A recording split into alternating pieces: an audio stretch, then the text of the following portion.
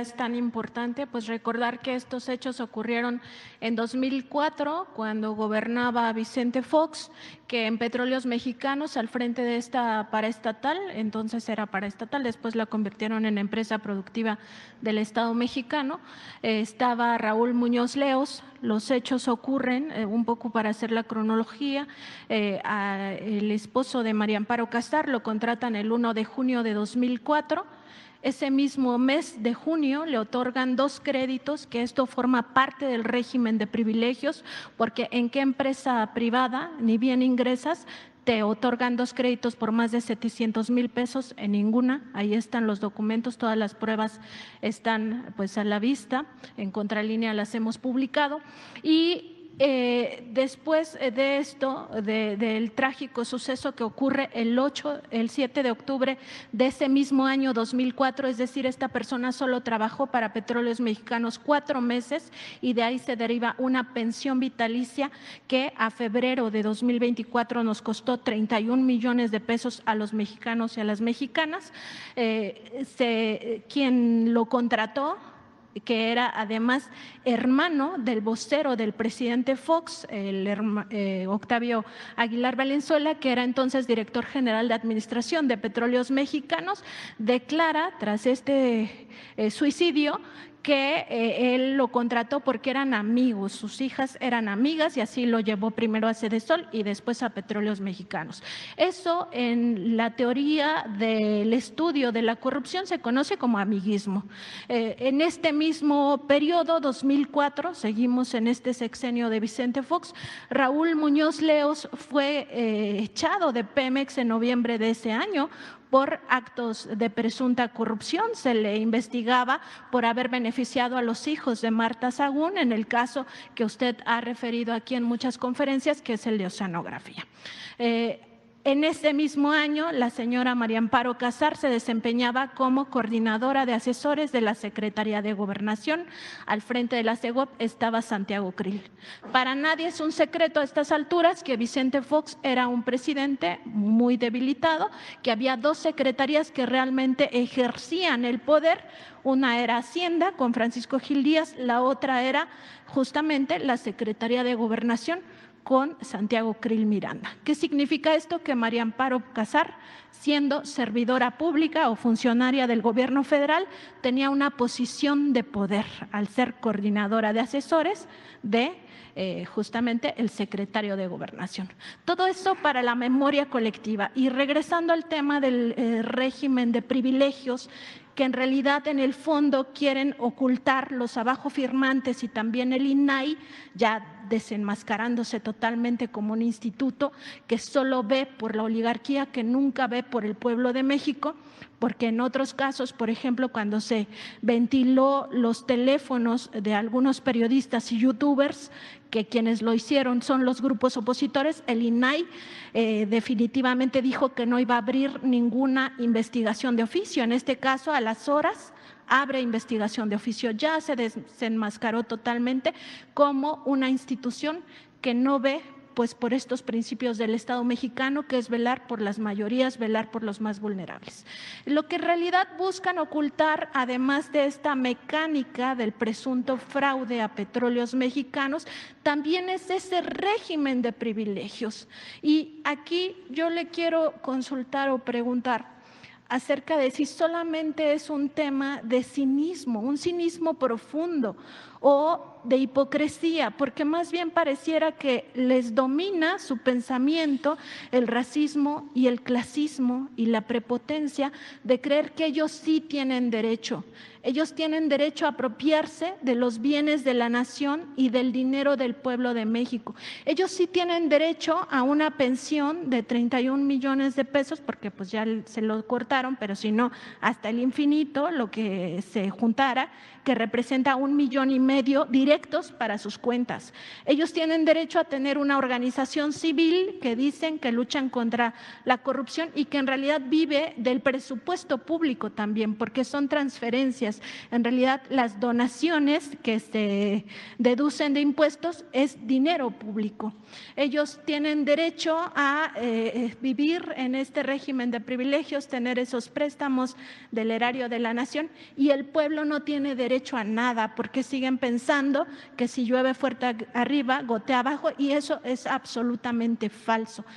Usted decía que se ha ahorrado por este combate a la corrupción varios billones de pesos, y justo es el momento de revisar cómo antes, a pesar de que privatizaban todo, lo vendieron todo hasta las reservas de petróleo, el pueblo no veía nada.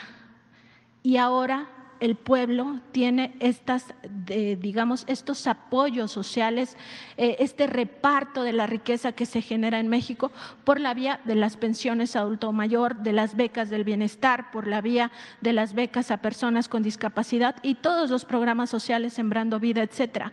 Entonces, preguntarle, presidente, si no ve que en realidad es más que la hipocresía o el cinismo, ya una cosa del pensamiento de estos oligarcas de que ellos sí, con donación de impuestos, ellos sí, empresas públicas que se privatizan, ellos sí, absolutamente toda la riqueza, y que las demás personas, que el pueblo, pues se muera de hambre. Sí, son varios factores. Sin duda, lo que los mueve es el dinero. Muchos de estos abajo firmantes, hasta hace relativamente poco, no tenían muchos bienes y ahora viven en mansiones. Y no puede un maestro de posgrado, incluso un emérito, llegar a tener mansión y vivir colmados de atenciones, de privilegios, porque aún siendo escritores, y hay algunos que son buenos, no grandes escritores, buenos escritores, son cosas distintas. Pero ¿cuánto se obtiene por derechos de autor? O sea, sus libros mejores, ¿cuántos ejemplares vendidos? Muy pocos. Los ingresos están vinculados a el servicio que prestan al régimen de corrupción. Ese es el mayor ingreso. Y se llevan, arrastran pues a otros que empiezan a tener una plaza en el Colegio de México y luego escriben en el Reforma y luego pueden tener una asesoría en el gobierno y ya reúnen 150, 200 mil pesos mensuales, o se van de consejeros al INE, o se van de consejeros al Instituto de la Transparencia. Tienen hasta su tarjeta American Express, con la que pagaban hasta el table dance. American Express, sí, para ir a un espectáculo, ¿no? A disfrutar en un bar, a costillas del erario. Entonces, ahí van. Entonces, se requiere estar denunciando, porque si no, se nos quedan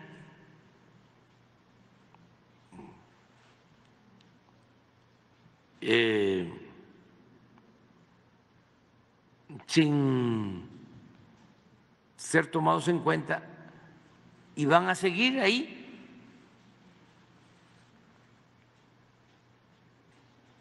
Los mismos conductores de radio, ¿no? Editorialistas, los intelectuales, expertos. Imagínense el daño que causan o cómo limitan, mediatizan la posibilidad de transformación,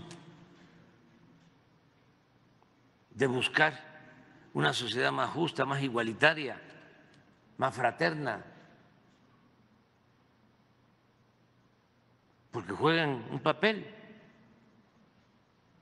para mantener el statu quo. Por eso hablo de conservadurismo, porque son partidarios de conservar, no están a favor del cambio. Ninguno de ellos escribe, de los abajo firmantes, o hace trabajo para el pueblo raso.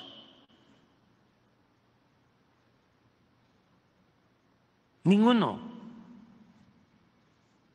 Es otro mundo. Están completamente divorciados del pueblo.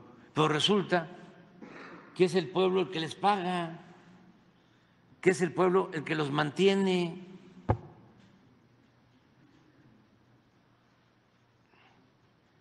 Y en vez de defender al pueblo, defienden a los verdugos del pueblo.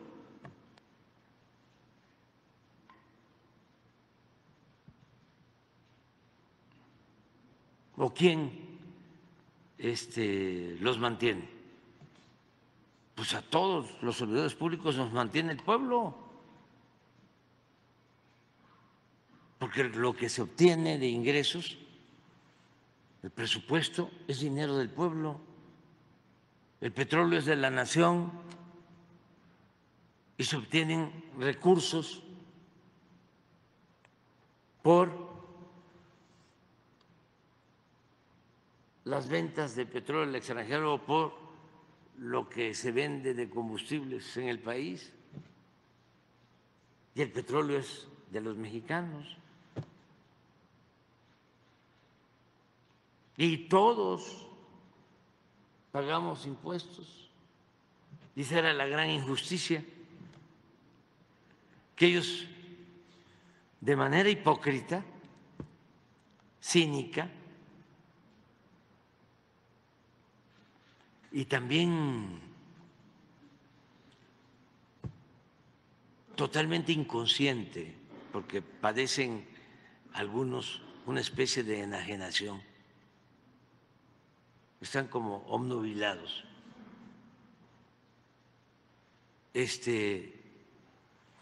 Decían que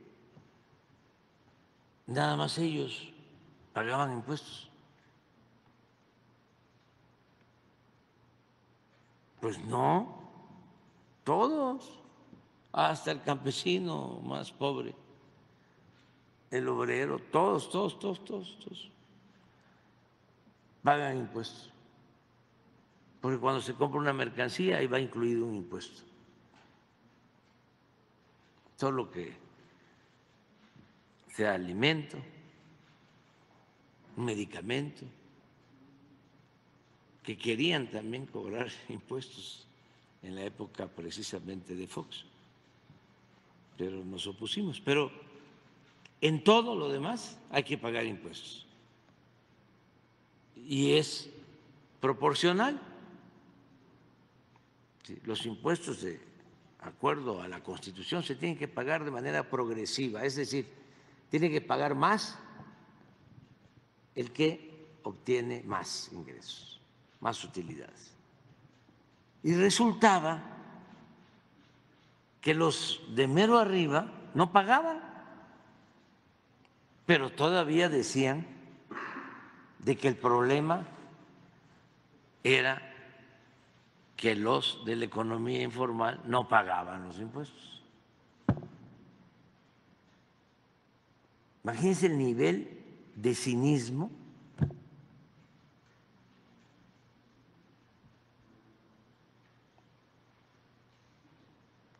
que imperaba, hipocresía. Entonces, lo primero es el dinero, que además muchos de ellos tienen problemas de complejos.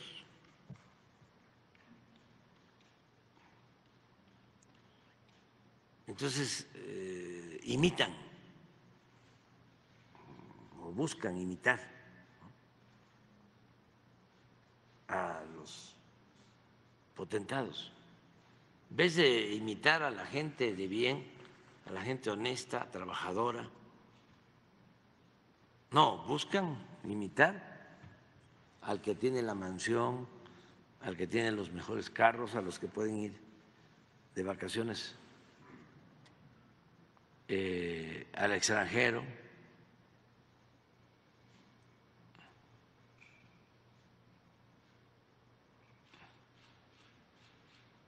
Y yo nunca he estado en contra de los que con trabajo de conformidad con la ley obtienen un patrimonio.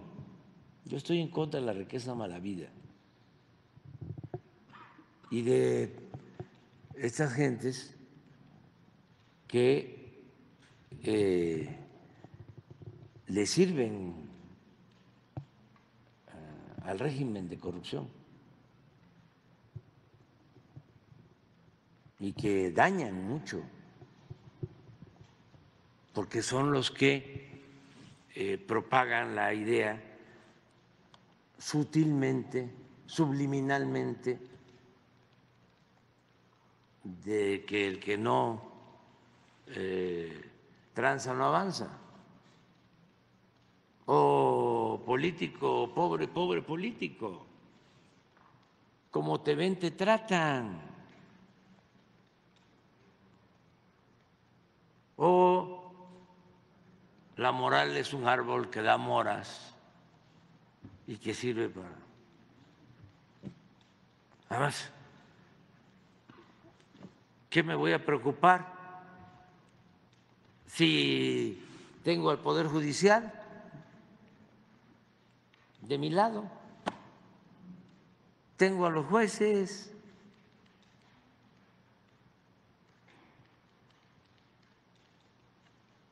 me van a amparar, van a declarar mi inocencia. Pues por eso es que se agrupan. Pero es muy bueno el tema, el debate,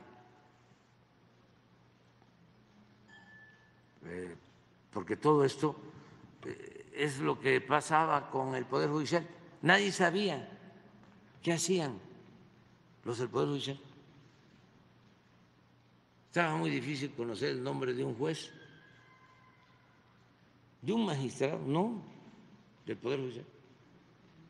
Todavía cuesta trabajo.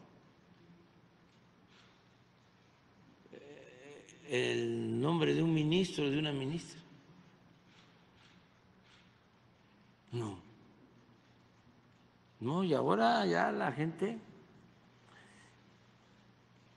y no puedo decir otras cosas, pero ya hay más información, hay más politización. Por eso está muy bien el país, pero mucho, muy bien. Presidente, en otro tema.